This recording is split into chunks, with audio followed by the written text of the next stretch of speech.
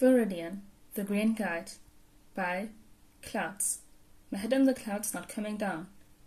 Read by Ogawa 5. Chapter 59. Past. Summary. A little more about Offer 1. Why, hello, Izawa. Izu chirped cheerfully. He was already waiting with Tsukachi in a back room at the police station when Shota arrived, a steaming cup of tea in his paws as 2 more cups sat ready at the table. Shota wanted to be surprised that the rat had beat him there, but the more he thought about it, of course the rat would be bright-eyed and bushy-tailed with curiosity after receiving an appropriately cryptic text in the middle of the night. He thrived off of investigation and chaos. I, for one, would like to know why you said sneeze on me in the middle of the night. Tsukachi groaned tiredly. Not that I don't appreciate the tea, but some warning would have been nice. Shota, thoroughly annoyed, put the notebook Veridian had given him from his capture weapon and snapped it on the table. Explain. Now. Tsukachi looked at the notebook that it could explode at any moment, as though Shota would stoop that low just because he was angry. It was kind of insulting. He would be much more creative. Tsukachi glanced between the book and Aizawa a few times. I'm sorry, Eraser. I'm confused. What is this? That. Shota jammed a finger at the notebook cover. Is a full investigation into a lead that you told me was a dead end. The symbol of evil? Ring a bell? It might sound a little familiar from the only interrogation we managed to get with the berserker before he disappeared from police custody. Tsukachi's face hardened. I already told you, the symbol of evil is dead. I already confirmed it with the last hero that fought him. There's no way he could have survived.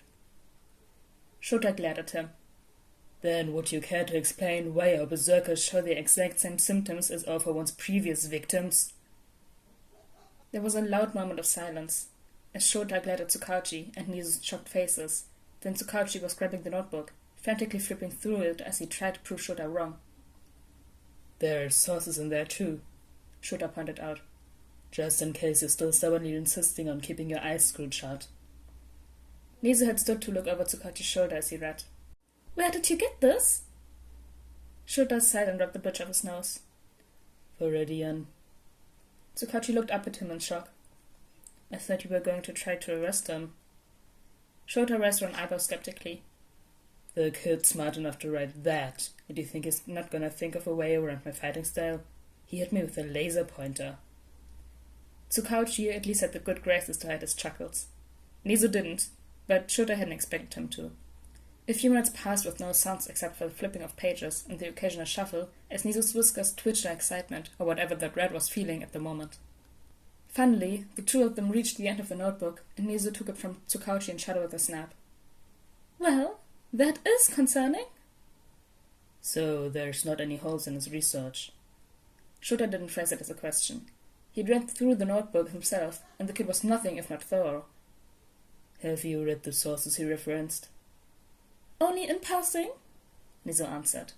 To be honest, many intellectuals are blinded by their biases, which means that topics such as quirk transfer are often regarded as nothing more than legends and fairy tales, and any researchers who pursue them end up as laughingstocks within the community. All this to say that Vigilante has basically compiled every source one can find on the topic, and there are so many better respected discussions on the topic of quirk theory that I must admit I myself hadn't even considered quirk transfer as a possible consideration in what seemed to be an almost routine drug ring investigation.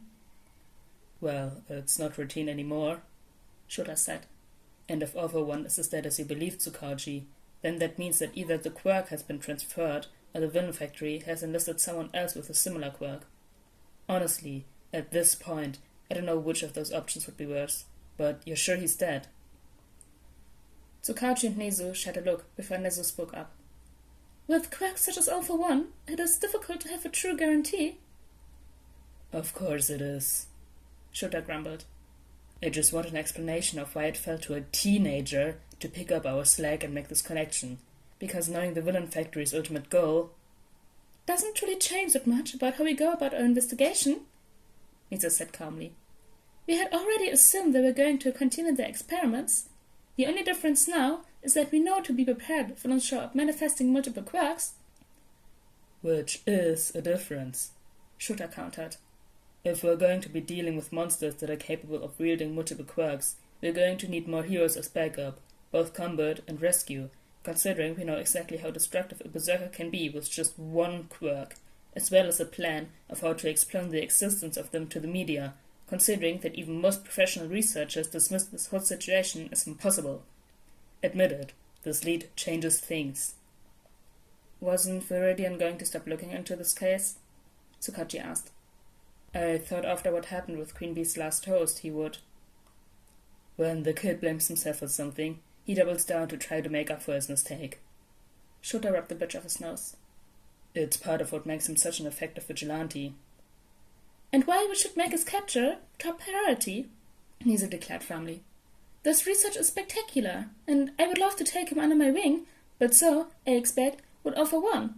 Thankfully, the child seems to have taken due care while researching to make it seem as though his interest in the subject is purely academic, but Alpha One has proved to be a dangerous enemy for anyone to make. Considering what that villain was able to do to the symbol of peace, I am loath to think what he would do to an untrained and unprotected vigilante. What he did to... Shota felt a chill wash over him. He's the reason All Might is spitting up blood and has to retire to UA. Veridian is trying to pit himself against that. Ogawa groaned as he woke up. Had he fallen asleep on the floor again? Every time he did that, he swore to himself that he would never do it again, and yet here he was. What time was it? He reached for his phone, his hands knocking almost painfully against the cold metal bars as he blindly searched for it. Wait. Bars? His eyes flew open, and Ogawa's head stirred up as the memory flooded back in, only to groan again and hold his head desperately as his head stopped spinning. Yeah, those drugs they use can be a bitch. Ogawa whipped around and immediately regretted it as the world turned upside down again and he started throwing up. Whoa, they really did a number on you, huh? They don't usually give him that much, but you were probably all hyped up on adrenaline, trying to escape, huh? It's alright, just let it out. After what felt like a few minutes hurling up his guts, a feeling he hadn't missed from his days of going to away parties, Ogawa finally drew in a shaky breath and was able to actually look at the person who had just spent the last few minutes softly giving him encouragement and waiting for him to finish throwing up. He didn't know if he could really call the guy his cellmate, considering that they were technically separated by a wall of bars, but he was definitely a prisoner, and he'd been there a while, with the thick layer of dirt on his skin and the rags that passed for his clothes were any indication. In fact, the only part of him that could be called clean was his stark white hair, but considering that it seemed to be made more of a vapor than anything solid, Ogawa guessed it didn't hold dirt like normal hair did. Hey! The guy gave him a crooked smile. Feeling any better? Ogawa chose not to answer the question. Where are we? His helmet shrugged. No idea. Somewhere in Japan, I think, since most of who they've brought in speak Japanese.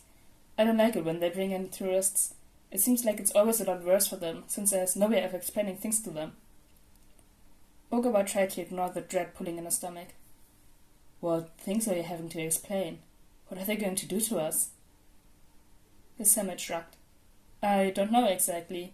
That's mostly up to the doctor and sensei. I'm sure you've heard a lot of fun possibilities from your time in the other cells. Ogawa looked at him suspiciously. Other cells? I just got here. The guy's eyes widened in shock. You didn't go through the other cells? Ogawa shook his head and his cellmate looked conflicted. They must have something in mind for you already then. That's probably why they took you actually. I mean, lucky you. Most of the time when the doctor doesn't know what to use you for, you'll have to stay in the cells for longer. So, at least you get out sooner. But I also go through whatever hell the doctor has planned for me sooner. Ogawa said numbly. Yeah. His cellmate winced. This is kind of the last stop before... You know... He thought he was starting to understand. Yeah.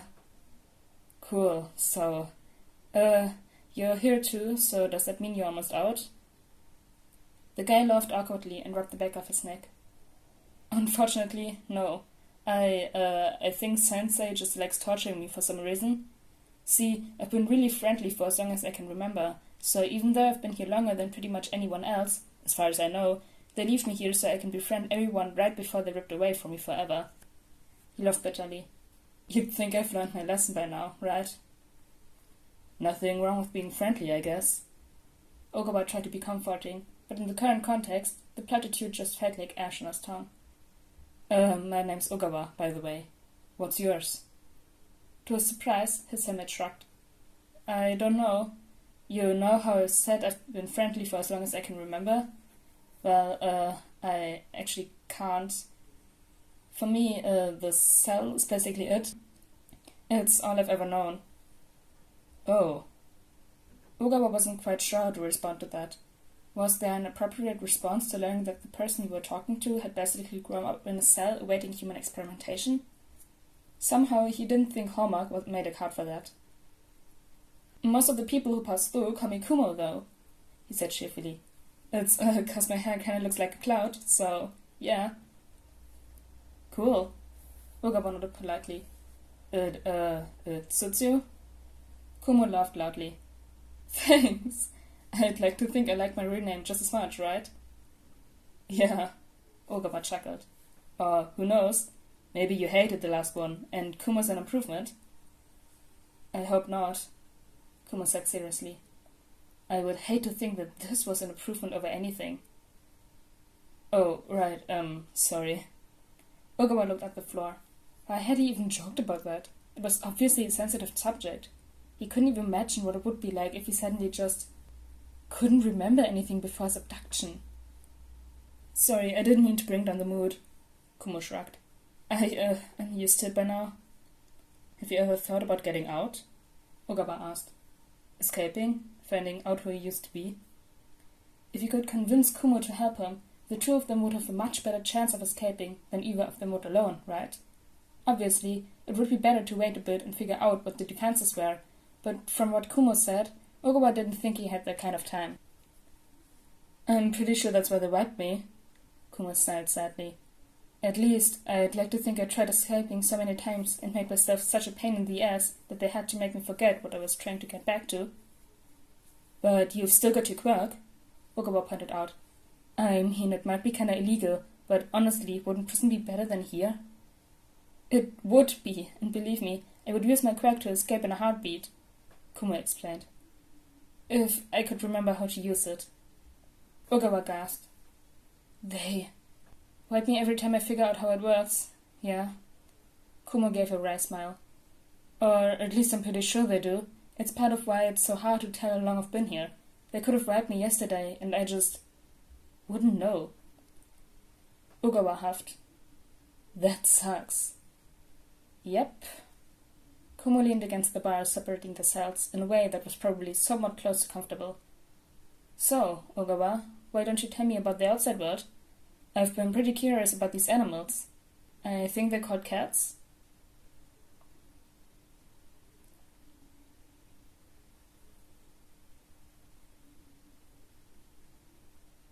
Oh, we got what happened to Ogawa. Oh my god, no.